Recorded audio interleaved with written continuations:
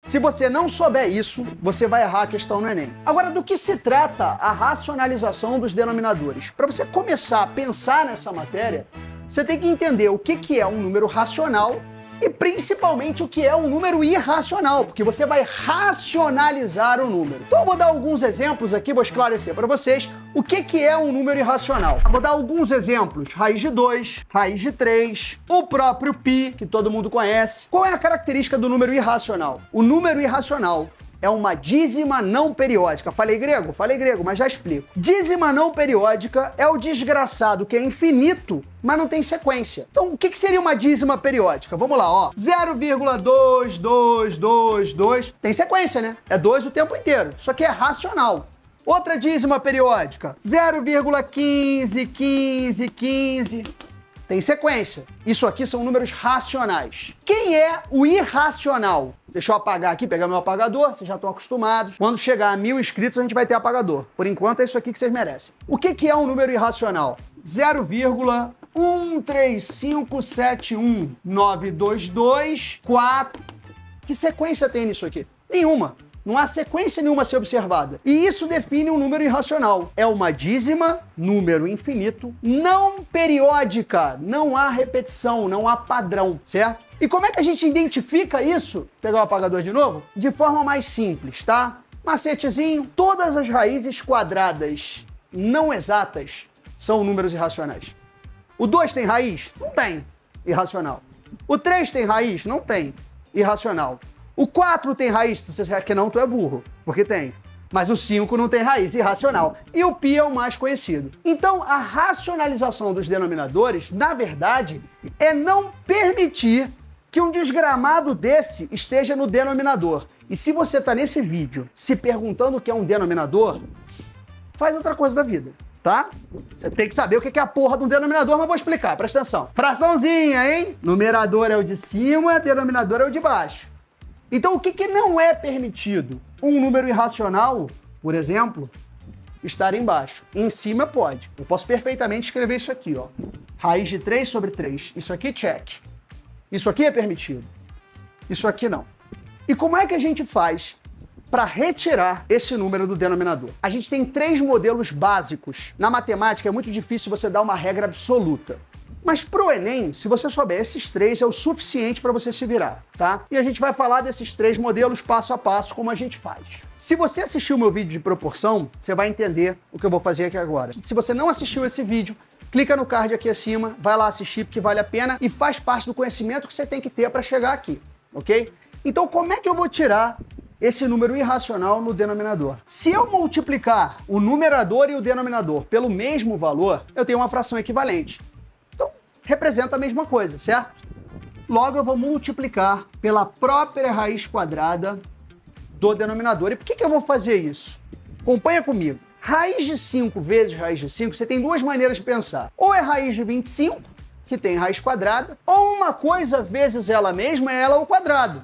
E a gente sabe que o inverso da potência é a raiz. Então, se eu fizer isso aqui, ó, a gente vai ter 2 raiz de 5 sobre a raiz de 5 elevada ao quadrado, certo? A raiz e a potência se cancelam, é uma raiz quadrada elevada ao quadrado. Então ficaríamos com 2 raiz de 5 sobre 5.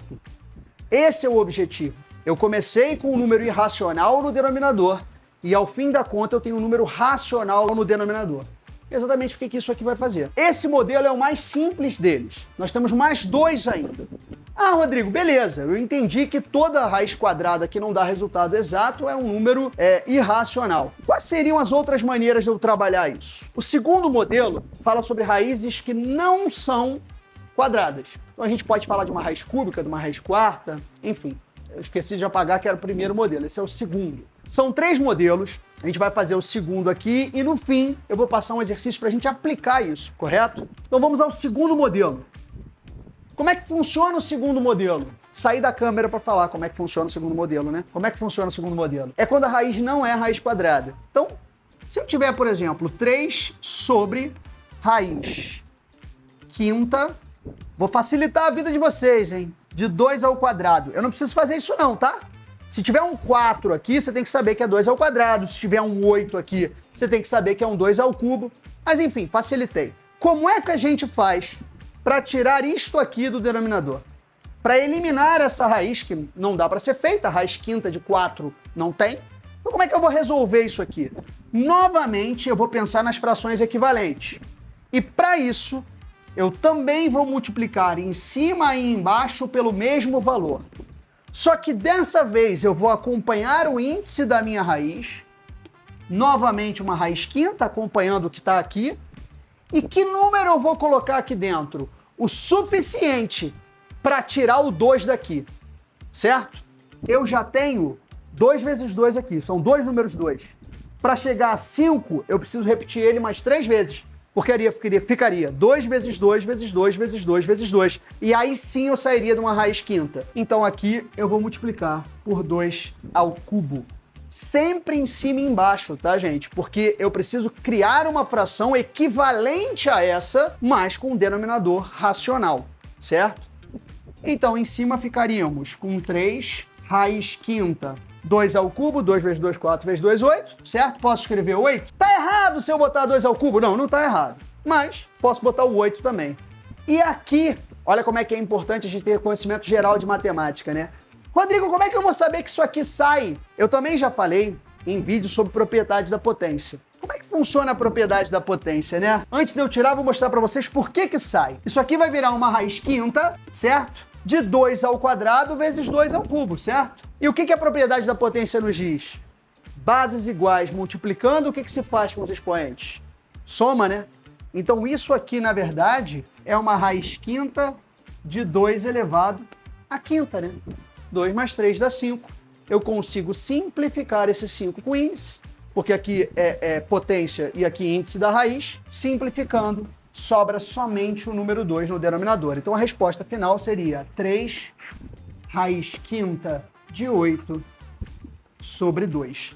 Esse aqui é um pouquinho mais complicado, mas também esse modelo da racionalização de denominadores não é dos mais pedidos. O modelo mais pedido é o primeiro e o último. Eu vou trazer uma questão da PUC no final, vocês vão ver, fiquem aí para assistir, em que eu uso o terceiro modelo, tá?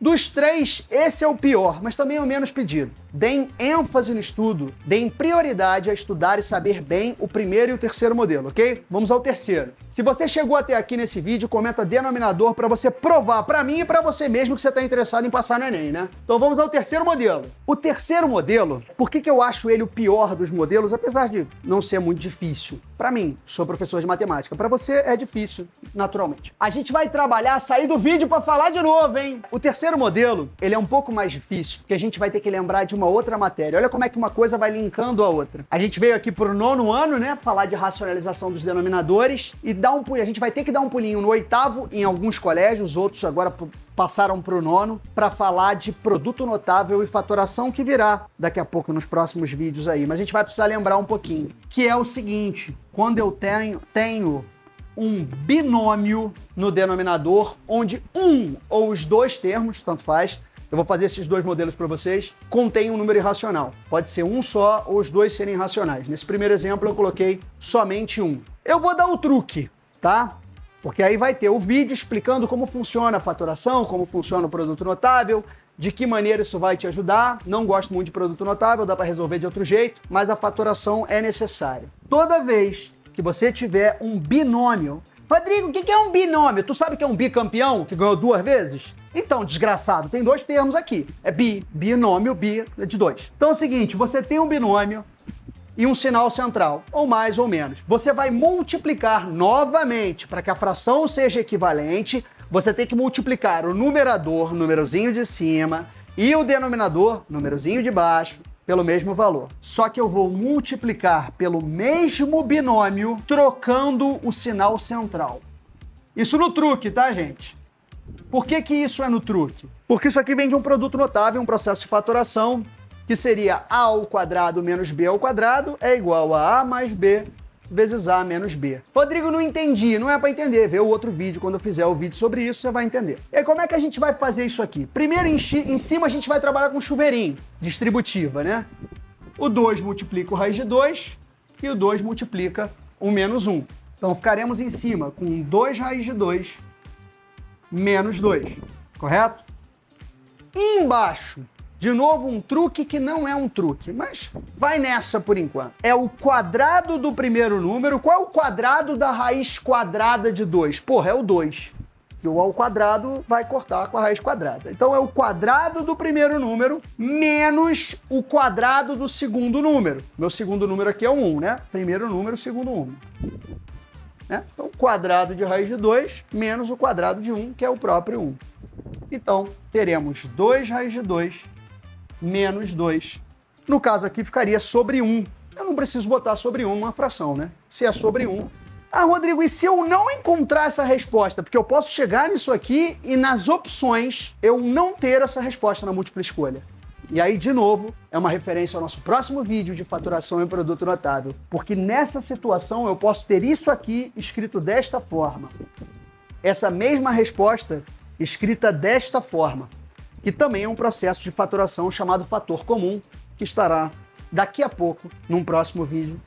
Então, esse é o terceiro modelo. Esse modelo vocês têm que prestar muita atenção. Costuma muito cair em questões que usam a geometria plana. No vídeo anterior, a gente teve que usar esse processo para resolver a questão. Essa parte aí eu não entendi. Mas então vem pra cá, meu irmão. Vem pra cá que eu explico pra você. Vem pra cá. Eu sou burrinho. Não, chega aí. Esse aqui é a minha versão bem alimentada, que malha direito. Esse aqui é o mini-min. É, exatamente. Eu sou um mini crack, ele é a versão original. Rapaziada, eu tenho que apresentar vocês. Esse aqui é o Marcos, professor de português, redação e literatura também, né? Literatura também. Da nossa equipe. Depois sigam ele e ele vai aparecer mais vezes aí. Vocês vão ficar mais ligados no trabalho dele, como é que ele faz as coisas. Agora eu vou explicar pra ele que o pessoal de humanas é foda, não entende muito bem. Vamos lá, presta atenção. Bora. Como é que eu cheguei naquele resultado? Se a gente fizer um binômio vezes um binômio, tecnicamente eu tenho que fazer a chamada distributiva, o chuveirinho, né? Então vamos lá. Por etapa, raiz de 2 vezes raiz de 2 dá raiz de 4, Sim. correto? Raiz de 4 é 2, não é isso? Isso. Então eu posso botar 2. Raiz de 2 vezes menos 1 é menos raiz de 2, correto? Ah, sim. Mais 1, porque esse aqui eu já multipliquei pelos 2, certo? O mais 1 vezes a raiz de 2 dá mais raiz de 2. E o mais 1 vezes menos 1 dá menos 1. Olha o que acontece com esse meio aqui, né? ó. O que sobra é o 2 menos 1. E foi por isso que a gente fez direto. Ótimo. O macete é elevar isso aqui ao quadrado, colocar um sinal de menos, obrigatoriamente, e elevar o segundo termo ao quadrado. Mas é por causa disso que acontece. Pô. Tirei sua dúvida? Tirou minha dúvida, agora posso tirar outra dúvida? Pode. Então, racionalização é porque ele é racional, ele mantém um padrão, certo? Eu tenho que racionalizar. Por isso eu não posso dividir sem padrão, então tem que racionalizar a parte de baixo da fração. Exatamente. Perfeito. Perfeito. Querido, muito obrigado. Excelente, mestre. Agora vamos fazer a questão, tá aí na tela, pausa o vídeo, dá uma lida e vê se você consegue. Depois confere comigo. Vamos lá. Bom, pausaram, leram a questão. A questão é muito simples, tá? Essa questão da PUC, a PUC é um pouco mais direta nas suas questões, não tem tanto texto. Ele só quer que você chegue no resultado disso aqui. O que eu falei pra vocês sobre o primeiro e terceiro modelo? Olha a importância disso. Então vamos lá, vamos seguir o que a gente aprendeu. Isso aqui é um binômio, muito bom. Você podia dizer binômio. Isso aqui é um binômio. Muito bem, meu garoto, aprendendo contigo. Então como é que a gente vai fazer quando é um binômio? Multiplique em cima e embaixo, porque se não fizer isso, a fração não é equivalente. Ah, moleque! Então em cima e embaixo, pelo mesmo binômio, trocando o sinal do meio. Isso é macete? É macete. O mesmo binômio, trocando o sinal do meio. Como é que fica embaixo? Só no truque, hein? Sem explicação detalhada. O quadrado do primeiro, o quadrado de raiz de 2 é 2. Menos o quadrado do segundo número, que é 1. Então, meu denominador já está resolvido. 2 menos 1 é 1, certo? E em cima é só... A gente sabe que uma vez alguma coisa é ela mesma, né? Então, uma vez raiz de 2 mais 1 é raiz de 2 mais 1. Logo, a resposta da questão. Raiz de 2 mais 1 sobre 1. Não preciso botar sobre 1. Fim de questão. Problema resolvido só no truque. Perfeito? Dá uma olhada nesse vídeo anterior, onde eu uso essa técnica para resolver uma questão de geometria plana do Enem, que cai muito e a gente sabe que geometria plana vale muito ponto. Então é isso, até a próxima. Tamo junto e chega a 1000 inscritos para eu poder comprar a porra do apagador, tá? Valeu!